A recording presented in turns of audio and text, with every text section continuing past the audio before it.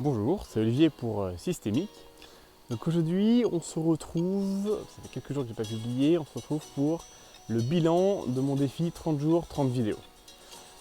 Donc je suis très content d'avoir réussi et je vais t'expliquer en 3 points ce que vraiment ça m'a apporté et surtout ce que toi, tu peux du coup en retirer aussi. Quels pourraient être les bénéfices si toi tu te dis, bon allez, pourquoi pas faire un petit défi comme ça, qu'est-ce que je pourrais en tirer et où est-ce que ça peut m'amener. Voilà. Donc le premier point, pour commencer, le premier point c'est la discipline. Alors c'est assez compliqué en ce moment, le rapport au temps avec le confinement, et on peut se dire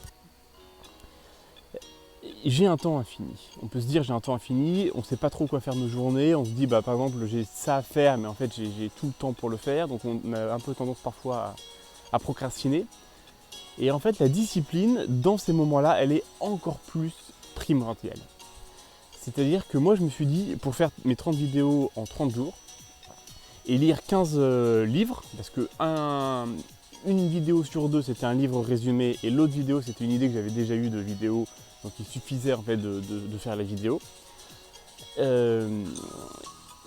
En fait je me suis dit il faut une discipline incroyable. Voilà.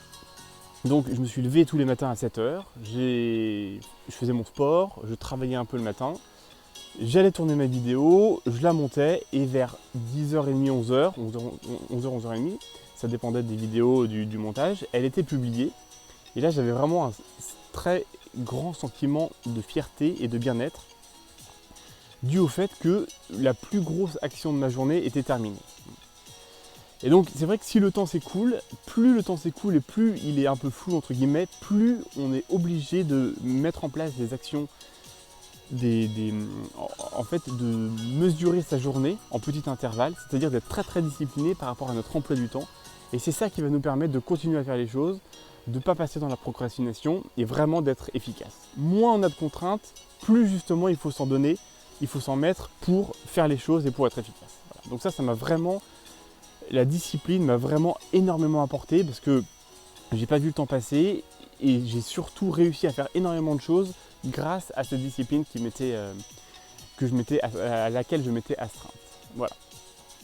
Le deuxième point, c'est la lecture. La lecture, donc, comme je vous disais, j'ai lu 15 livres. Alors des livres de 400 pages, 200 pages, ça dépendait des thèmes. Et des livres, alors ils ont tous eu, enfin je les ai tous choisis, je les avais tous achetés déjà et je les avais pas lus, donc voilà, j'avais procrastiné par rapport à la lecture de ces bouquins.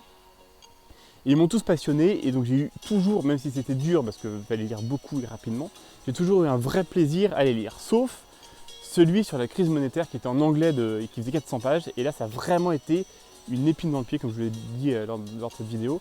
C'était très difficile de lire un livre sur la finance, sur la crise monétaire, sur les enjeux économiques, sur l'or, enfin, je vous ai raconté tout ça dans la vidéo, en anglais de 400 pages, et ça m'a vraiment demandé énormément justement de discipline.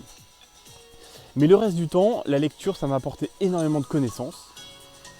La lecture rapide aussi, j'avais fait une vidéo là-dessus, ça m'a justement permis de faire ce challenge, c'est-à-dire qu'un livre, j'arrivais à le lire en 1 jour, 2 jours, 3 jours, ça dépendait de la longueur du bouquin. Et un autre point qui est très intéressant aussi, c'est les rappels entre les bouquins.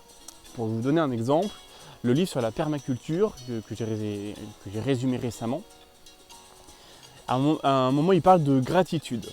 Et le gratitude c'était le thème de mon premier livre, le premier jour. Et donc ça c'est très intéressant parce que quand vous lisez une phrase, alors que là c'était juste une seule phrase dans le livre, il parle de la gratitude à un moment précis, et en fait toi comme finalement tu as lu un livre entier sur la gratitude, et ça te parle énormément.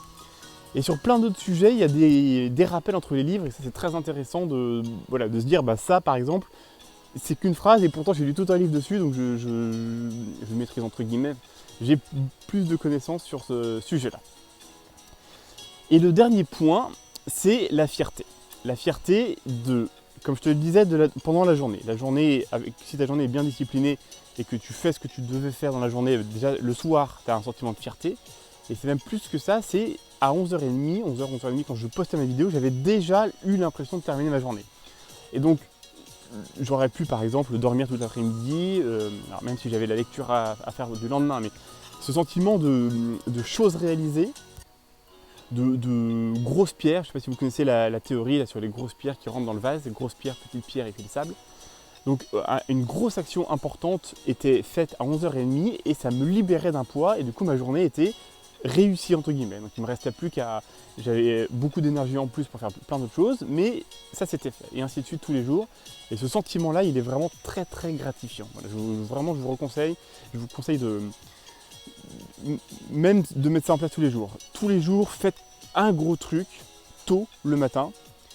Et une fois que ce sera fait, vous serez tranquille pour le reste de votre journée. Donc ça, il y a une fierté tous les jours, une espèce d'un bien-être. Évidemment, au bout des 30 jours, il y a la vraie fierté d'avoir réussi, c'est-à-dire d'avoir tenu votre engagement, d'avoir tenu cette discipline que vous vous êtes donnée, d'avoir lu tous ces bouquins, d'avoir réussi toutes ces vidéos. Alors les résultats, j'ai eu 30 abonnés en plus, parce que ce qui est assez marrant, c'est que j'ai perdu 10 abonnés dans la course. Voilà, donc peut-être que j'ai trop publié pour eux ou les sujets ne les intéressaient plus. Donc c'est très intéressant, voilà. Et alors ce qui est très très marrant, c'est que le dernier jour, j'étais à 99 abonnés, donc j'ai fait une petite pub sur Facebook et sur Instagram pour arriver jusqu'à 100, et du coup maintenant je suis à 109. Voilà, donc tout est positif. Donc si je récapitule, qu'est-ce que ça peut vous apporter à vous? De la discipline. Il faut de la discipline pour ça, mais ça peut vous apporter aussi de la discipline. La lecture, ou en fait moi c'était le thème, c'était la lecture, mais finalement vous, si vous faites un défi 30 jours de n'importe quoi, vous allez progresser dans ce n'importe quoi. Voilà. Et le troisième point, c'est de la fierté. De la fierté parce que tous les jours, vous allez être content du petit point, du petit avancement que vous avez fait par rapport à votre projet.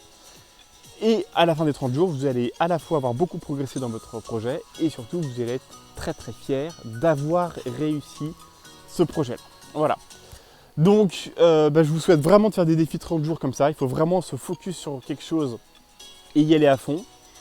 Et un petit dernier conseil pour avoir plus de réussite, surtout, ne surestimez pas votre défi. Voilà. Si par exemple c'est la méditation votre défi, ne vous dites pas je médite 1 heure par jour pendant 30 jours. Parce que ça va être trop long, trop dur, surtout si vous n'avez jamais médité.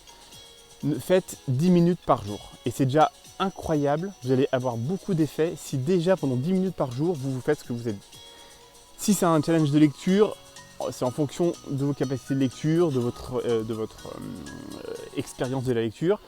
Ne dites pas un livre par jour si vous n'avez jamais lu. Si c'est déjà 50 pages par jour ou 10 minutes ou une demi-heure par jour de lecture, c'est déjà extraordinaire. Pareil pour le sport. Voilà. Donc surtout, fixez-vous des objectifs atteignables. Alors évidemment, si vous savez déjà faire, allez un peu plus loin. Le but, c'est quand même de se dépasser.